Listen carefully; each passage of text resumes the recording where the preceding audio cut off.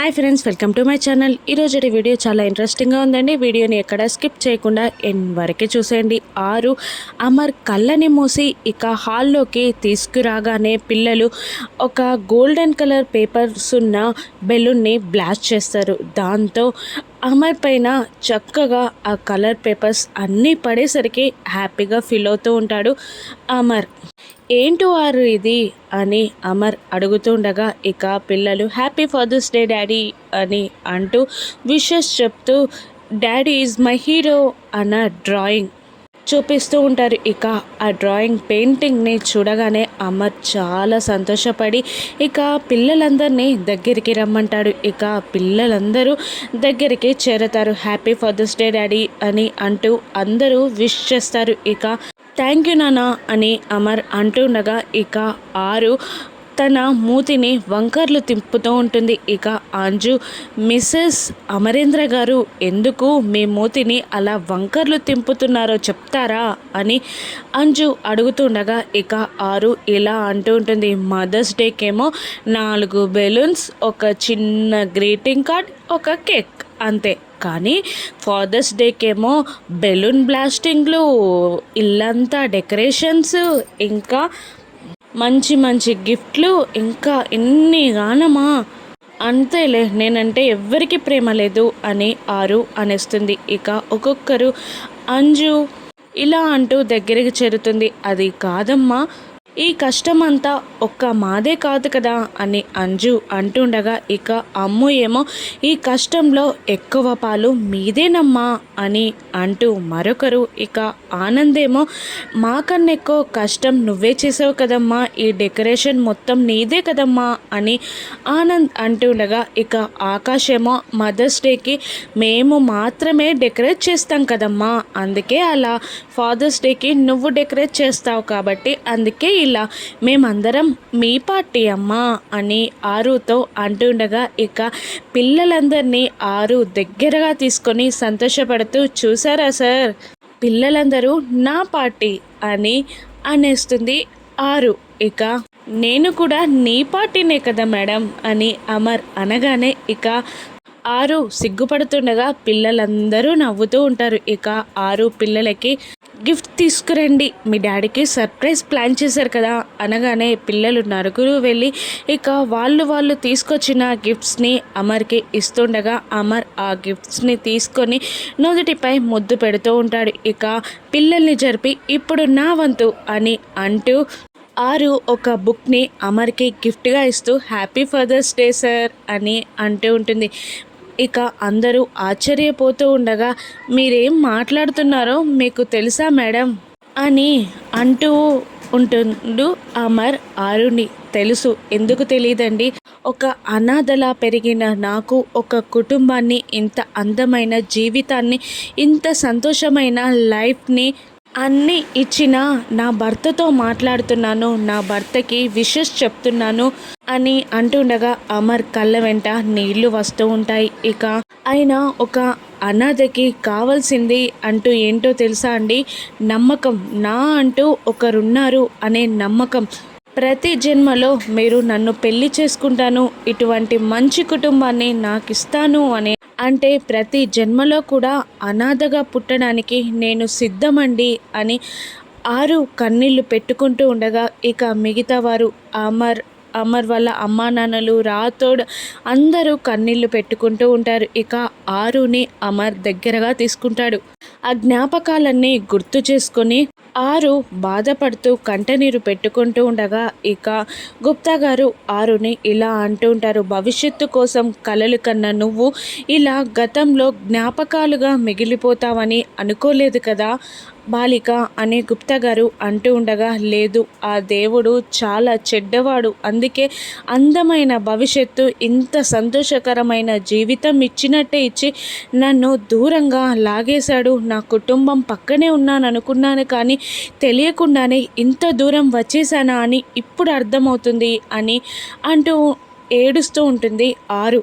ఇక పిల్లలందరూ fathers day గిఫ్ట్స్ని తీసుకొచ్చి అమర్కి ఇస్తూ ఉంటారు. ఇక అమ్మ ఏమో ఒక బుక్ ఇస్తూ ఉండగా ఇక అమర్ థ్యాంక్ యూ నాన్న అని అంటూ ఇది నేను ఆర్డర్ చేద్దాం అనుకున్నాను అని అమర్ అంటూ ఉండగా మీరు సెర్చ్ చేయడం చూసే నేను తీసుకున్నాను నాన్న అని అమ్మ చెప్తూ ఉంటుంది. ఇక ఆకాష్ ఏమో గాగుల్స్ ఇస్తూ ఉండగా ఇక మరొకరేమో మరొక గిఫ్ట్ ఇస్తూ ఉంటారు. ఇక అంజు సైలెంట్గా ఉండడంతో ఇక నిర్మలమ్మ గారు ఏంటే పొట్టిబుడంకాయ్ నువ్వు గిఫ్ట్ ఇవ్వవా అని అడుగుతుండగా ఇక అంజు తను గీసిన డ్రాయింగ్ని బయటికి తీస్తుంది. ఇక తనని ఓపెన్ చేయమని అంటూ ఉంటారు అందరూ. ఇక డ్రాయింగ్ ఓపెన్ చేస్తూ ఉన్న అంజు మిస్ అమ్మకి కనబడకుండా ట్రై చేస్తూ ఉంటుంది. ఇక మిస్ అమ్మ చూడాలని ప్రయత్నిస్తూ ఉంటుంది. అమర్ ఆ గిఫ్ట్లని చూస్తూ సంతోషపడుతూ ఉండగా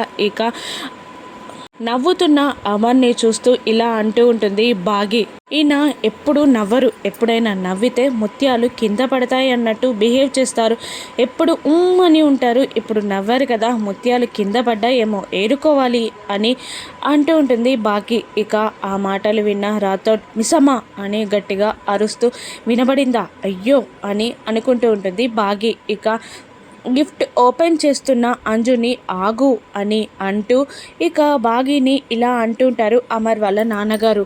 అమ్మ మిస్ అమ్మ ఈ ఇంటి కోడలంటే ఎలా ఉండాలి అని అడుగుతూ ఉంటారు. అయ్యో మావయ్య గారు తెలియక అడుగుతున్నాను చెప్పండి ఎలా ఉండాలో అని మిస్ అమ్మ అంటూ ఉండగా అందరూ సంబరాలు పంచుకుంటూ ఉండగా సంబరాలు చేసుకుంటూ ఉండగా ఆ సంబరాలలో పాల్గొనాలి, వాళ్ళ సంతోషంలో భాగం కావాలి, అంత దూరంగా నిలబడితే ఎలా, తండ్రికి సంబరం చేస్తున్నప్పుడు తల్లి పక్కన ఉండకూడదా, రా వచ్చి అమర్ పక్కన నిల్చో అని అమర్ వాళ్ళ నాన్నగారు అంటూ ఉండగా వద్దంకుల్ వద్దు అని బాగి సైగలు చేస్తూ ఉంటుంది. ఇక చెప్పవే నువ్వైనా చెప్పు అని నిర్మలమ్మ గారిని అమర్ వాళ్ళ నాన్నగారు అంటుండగా అవునమ్మా రా అని అంటూ బాగిని బలవంతంగా తీసుకొచ్చి అమర్ పక్కకి నెట్టేస్తుంది. ఇక బాగి వెళ్ళి అమర్ని తాకగానే కోపంగా చూస్తాడు. ఇక బాగి భయంతో అల్లంత దూరాన నిలబడుతుంది. ఫ్యామిలీ మొత్తం కలిసి నన్ను అడ్డంగా బుక్ చేశారు కదా అని బాగి భయపడుతూ టెన్షన్గా ఉండగా ఇక అంజు పాప డ్రాయింగ్ని ఓపెన్ చేసి అమర్కి చూపిస్తుంది. ఇక అమర్ ఆరు ఉన్న డ్రాయింగ్ చూసి చాలా ఎమోషనల్ అయిపోతాడు. ఇక కన్నీరు పెడతాడు అమర్. ఇక ఆరుని టచ్ చేస్తూ ఇక చాలా హ్యాపీగా ఫీల్ అవుతూ ఉంటాడు. ఇక నోట మాట రాక కళ్ళతోనే థ్యాంక్ యూ అన్నట్టు అంజుకి చెప్తూ ఉంటాడు అమర్. ఇక ఎమోషనల్ అవుతున్న అమర్ని బాగి చూసి అమ్మో ఏమైంది అని అంటూ ఆ డ్రాయింగ్ చూడడానికి ట్రై చేస్తూ ఉంటుంది బాగి. కానీ ఆ డ్రాయింగ్ మిస్ అమ్మకి కనబడకుండా పిల్లలు నలుగురు ఆ డ్రాయింగ్కి మిస్ అమ్మకి మధ్యలో అడ్డం వస్తూ ఉంటారు. ఇక ఆ డ్రాయింగ్ చూసిన ఆరు కూడా చాలా సంతోషపడుతూ ఉంటుంది. ఇక పక్కనున్న గుప్తా గారు అదిగో చూడు బాగి అని చూపిస్తూ ఉంటారు. ఇక బాగి ఆ డ్రాయింగ్ని చూస్తే నిజం బయటపడిపోతుందని ఆరు టెన్షన్ పడిపోతూ ఉంటుంది. ఇక అంజు రాథోడ్ డ్రాయింగ్ చూడవా అంటూ ఆ పేపర్ని రాథోడ్కి ఇస్తుంది. ఇక సూపరమ్మ నువ్వు అని అంజుని మెచ్చుకుంటూ ఉంటాడు రాథోడ్. ఇక నేను చూడొద్దా అని నిర్మలమ్మ గారు అమర్ వాళ్ళ నాన్నగారు కూడా ఆ డ్రాయింగ్ని చూస్తూ ఉండగా మిస్ అమ్మ కూడా చూడ్డానికి ట్రై చేస్తూ ఉండగా ఇక ఆరు ఉష్ ఉష్ ఉష్ అని సౌండ్ చేస్తూ బాగిని పిలుస్తూ ఉంటుంది. ఇక ఆ సౌండ్ విన్న బాగి ఏంటక్క మీరేంటి ఇక్కడ అని అడుగుతూ సైగలు చేస్తూ ఉంటుంది బాగి. ఇక నీతో మాట్లాడడానికి వచ్చాను బయటికి రమ్మని ఆరు సైగలు చేస్తూ ఉండగా మీరే లోపలికి రండక్క అని బాగి సైగలు చేస్తూ ఉంటుంది. నేను రానేను నువ్వే బయటికి రా అని ఆరు సైగ చేస్తూ ఉండగా సరే అలాగే అక్క వస్తాను ఒక్క నిమిషం అని బాగి ఆ డ్రాయింగ్ని చూడ్డానికి ట్రై చేస్తూ ఉండగా ఇక అమర్ సడన్గా ఆ డ్రాయింగ్ని తీసుకొని చుట్టేసి లోపలికి తీసుకెళ్ళిపోతాడు. ఇక బాగి అయ్యో చూడలేదే అని అనుకుంటూ ఉండగా ఇక అమర్ ఒక గిఫ్ట్ని తీసుకొచ్చి వాళ్ళ నాన్నగారికి ఇచ్చి హ్యాపీ ఫాదర్స్ డే నాన్న అంటూ కాళ్ళ మీద పడి దండం పెడుతూ ఆశీర్వాదం తీసుకుంటూ గిఫ్ట్ ఇస్తూ ఉంటాడు అమర్. లిమిటెడ్ ఎడిషన్ నాన్న, మీకోసమే తెప్పించాను అని అమర్ వాళ్ళ నాన్నగారితో చెప్తూ ఉండగా ఇక సంతోషపడుతూ ఆ గిఫ్ట్ తీసుకొని ఆరు అన్న మాటలని గుర్తు చేసుకుంటూ ఉంటాడు అమర్. ఇక పక్క నుండి ఆరు వద్దు అన్నట్టు సైగ చేస్తూ ఉండగా, లేదురా అమర్, కోడలి పిల్లకి నేను తాగనని మాట ఇచ్చాను. ఇక తను లేదని, అమ్మాయి లేదని మాటని తప్పలేను కదా, తాగను, కానీ ఇది నీ గుర్తుగా నా దగ్గరే ఉంచుకుంటాను